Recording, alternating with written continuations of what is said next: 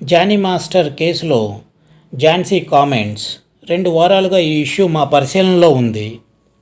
నిన్న జానీ మాస్టర్పై ఓ మహిళా కొరియోగ్రాఫర్ లైంగికంగా వేధిస్తున్నాడు అని ఆరోపణలు చేస్తూ పోలీసు కేసు పెట్టింది.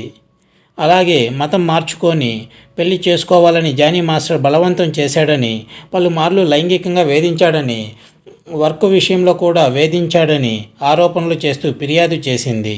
దీనిపై పోలీసులు కేసు నమోదు చేసి విచారణ చేపట్టారు. ఈ వివాదంపై తాజాగా టాలీవుడ్ లైంగిక వేధింపుల పరిష్కార ప్యానెల్ ప్రెస్ మీట్ పెట్టింది. ఈ ప్రెస్ మీట్లో యాంకర్, నటి ఝాన్సీ మాట్లాడుతూ సినీ పరిశ్రమ అన్ఆర్గనైజ్డ్ సెక్టార్ ప్రభుత్వ తరఫు నుంచి మన ఇండస్ట్రీలో మహిళా రక్షణ నిమిత్తం సరైన గైడ్ లైన్స్ లేవు. శ్రీరెడ్డి ఇష్యూ తర్వాత ఒక కమిటీ ఫామ్ అయింది. జానీ మాస్టర్ ఇష్యూ గత 2 వారాలుగా మా కమిటీ పరిశీలనలో ఉంది. ఈ వివాదంలో బాధితురాలు మొదట వర్క్ పరంగా హరాస్మెంట్ అని వచ్చింది. ఆ తర్వాత సెక్సువల్ హరాస్మెంట్ అని బయటపెట్టింది. తన స్టేట్మెంట్ జానీ మాస్టర్ స్టేట్మెంట్ కూడా రికార్డు చేశాం. అయితే సెక్సువల్ హరాస్మెంట్ అనేది వర్క్ ప్లేస్లో కాదు, లీగల్గా ప్రొసీడ్ అయ్యి పోలీస్ కేసు పెట్టడం జరిగింది. దీనిపై విచారణ కొనసాగుతుంది. 90 రోజుల లోపే దీనిపై క్లారిటీ వస్తుంది.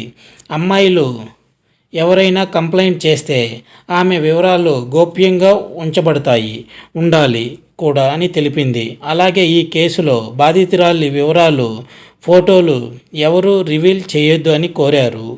ఈ ప్రెస్ మీట్లో తమ్మారెడ్డి భరద్వాజ మాట్లాడుతూ, మీడియా నుంచే జానీ మాస్టర్ వివాదం మా వద్దకు వచ్చింది. 2013లో ఆసరా అని పెట్టాం.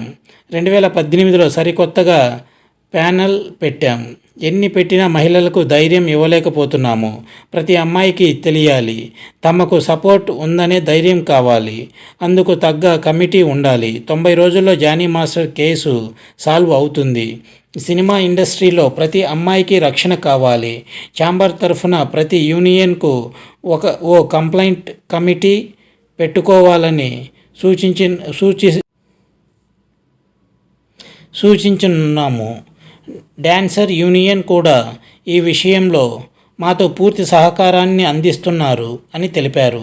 నిర్మాత దామోదర్ ప్రసాద్ మాట్లాడుతూ, జానీ మాస్టర్ మీద ఆరోపణలు రాగానే వివాదం తేలే వరకు అతన్ని డాన్సర్ అసోసియేషన్ అధ్యక్ష పదవి నుంచి తప్పించాలని ఫెడరేషన్ను ఆదేశించామని తెలిపారు.